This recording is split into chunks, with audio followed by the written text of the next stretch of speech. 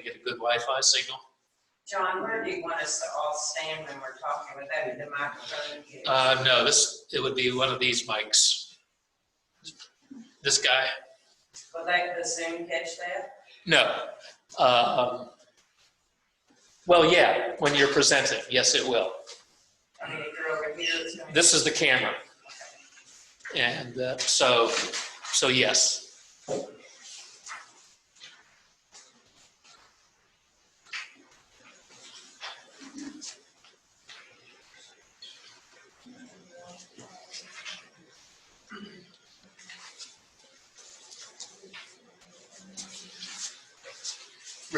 Real brief summary.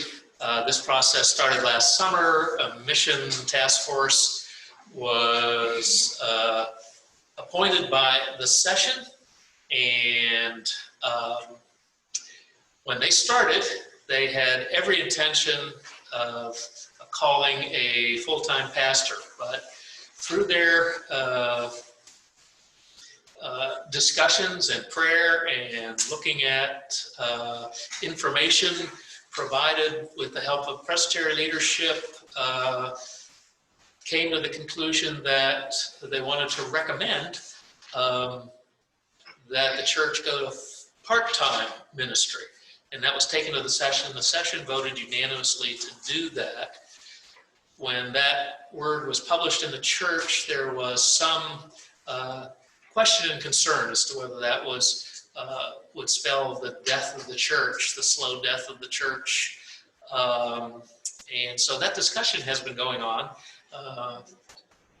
Since that time, I discovered the book, which now you have in your hands, Part-Time is Plenty, and I thought it was great, so I bought a copy for each of the elders, and they thought it was great, so they put one in your hands. So that's where we are. One last thought before I let Glenda give you more information of what kinds of stuff the Mission Task Force study dealt with beginning last summer that led to their recommendation. Is there an important question is whether there's a full-time pastor or a part-time pastor,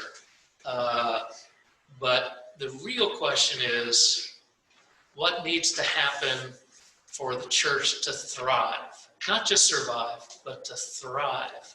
So that's what we're going to hopefully look at starting today and as we move forward.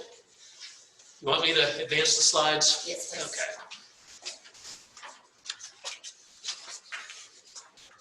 Okay. Okay, well, hello, everybody. And first, I just need to say that I told John, you know the old saying about don't shoot the messenger. So I'm just going to replay how this all unfolded. When we first met, the first slide, we had these 5 areas. This is what they asked us to do. So this was our parameter. So it gave us a roadmap.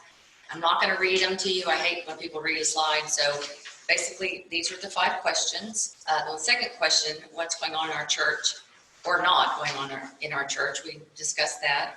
The third question, finances. We're healthy, but we see that things are changing with Presbytery gave us a base. It's higher. We've added some expenses to keep our church where the things that are important to us. So we know that finances changed somewhat. The repair question was not really a big concern because we do have insurance. So we always have that big feeling like, what if the roof is blown off, or which we did have the roof repaired.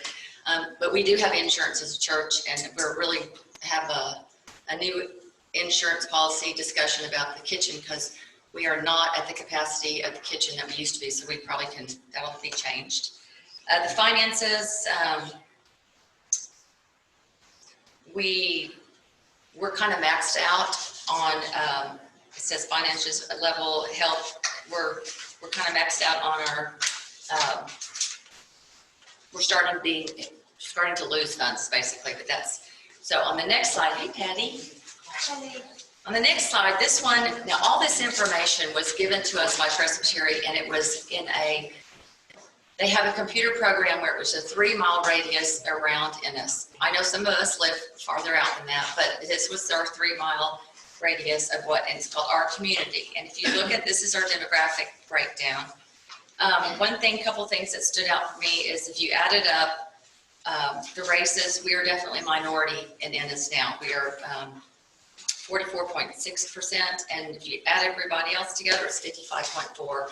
And then I know that at our schools, it's even more, like maybe even 3/4 Hispanic. So our community is changing its face, and so we have to either adapt or we have to figure out a way to open our doors to everyone. This is the breakdown of our community. The next one, if you look at our church, we are, as a church, we're 100% white. We now have 77 active members on our roll.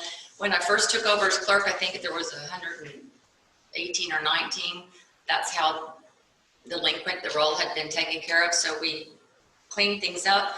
But if you look truly at this, really says a lot about our church. That doesn't mean that 77 people show up on Sunday morning, but we do have that many active on our roll.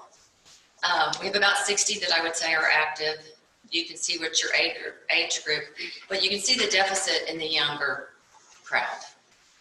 We don't have any really in the younger crowd. And I've interviewed and talked to some kids in that age bracket, and basically they just say, don't worry, when we marry and have kids, we'll be back. And that's kind of when Scott and I came back, was when I was pregnant with Tyler. So we as a crowd, that's not where we are. So we, if you can see this, I am going to have to read this to you. We have approximately 60 active members, with 40 of those being in the 71 and above age group. 20 or so are in the 56 to 70, with two being in 41 and 55.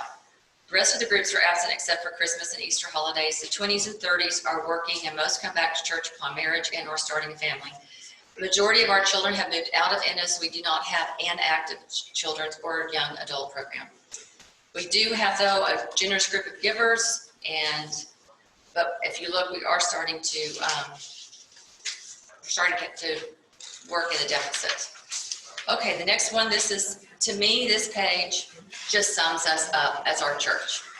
Because this was the survey. Do you remember we took the survey first before all this started? I think John and the men had done this. This, if you can see where our numbers, what's really important, the rest of the questions didn't have a lot of participation. When we get ready to talk about the book and what kind of minister we're looking for, to me, this is a great indicator of what is important to us as a church family. As you can see, and I will reiterate this morning, the music is phenomenal. I haven't been here, and I just cannot tell you how much when you haven't been around it and you come back, it's just amazing, our music program. So then the next thing that was most important was we really want a minister that teaches the Bible, and really just, we're all pretty much traditional that way. We just want the Bible taught. And the next thing, fellowship. We do, as a group, we do like to be together as a church family and do things. I think for the number that we have, our Christmas caroling and the things that we do, we really are an active church, and we do a lot. The women, like right now, we're getting ready to help at the house. So there's things always going on, but we're not one to really toot our horns very much. We don't really put it out there. We just are servants, and we just do what we are asked upon. The fourth thing is the pastoral care. This was in the survey, so that is still part of something that that's important to us as a minister. This next page is the life cycle organization, and this was given to us in our data. And it's like the bell curve, basically. Y'all remember that from school?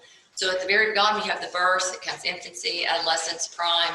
Now this next two groups, I'm going to read them to you, and you just got to think about where you place us. Tiredness is a sense of fatigue. People still committed to the programs and administration. Maintenance and survival are the main agendas. So to me, that's just being responsible. I mean, I think you do need to take care of but you can see where there starts to be fatigue, because the numbers dwindle, people get tired. But the next one, nostalgia. Without an energizing idea, programs slip and people start yearning for the good old days. Now, I myself hear this a lot, because I'm been here 27, 28 years, but I still feel like I'm kind of a youngster sometimes when people talk about the good old days. So remain involved, our loyalty to the institution, and leaders voice pride in their efficient business practices. Basically, you just start talking about yesterday, and you're really just happy that bills are being paid and the lights are on, but you just lose basically any kind of growth.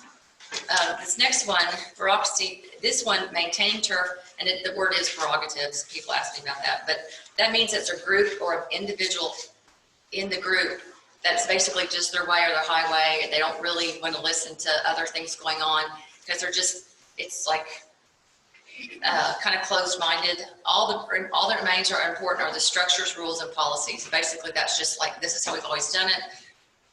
And then the next, of course, is death, and I won't even go through all that because you can read it, and it's. But the next, this is the questions that we have to ask ourselves. Have we grown in the last 10 years? 1990 to 2000. Can we grow in the next 5 years or 10 years?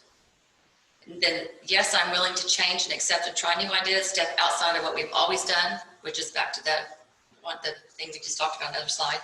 Or there's plenty that say, no, I cannot give any more of my time, talents, resources. I love and like our church services and programs and will continue to support them in the way I am now. I will remain loyal to my church family, and its teaching of the Bible. I want to ordain pastor.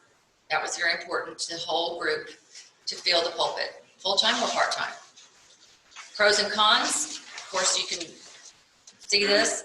One of the things was if we go part-time, and it's not working out for whatever reason, we have the flexibility to terminate that contract. If we go full-time and things aren't so peachy, it's not that easy. I did not know that because I was raised Baptist and we just on Sunday you vote someone in or out. It's democracy. I didn't know that, so that was I didn't know that. So that's one. It was better for our budget, of course, because it wouldn't be as much money. We could always go back to full-time if we grow. So it was almost like maybe that thought of going back full-time, not that it would be better. We don't know, it might not be better, but there's no rule against it. And if we were to grow and need that, then we have that flexibility to do that.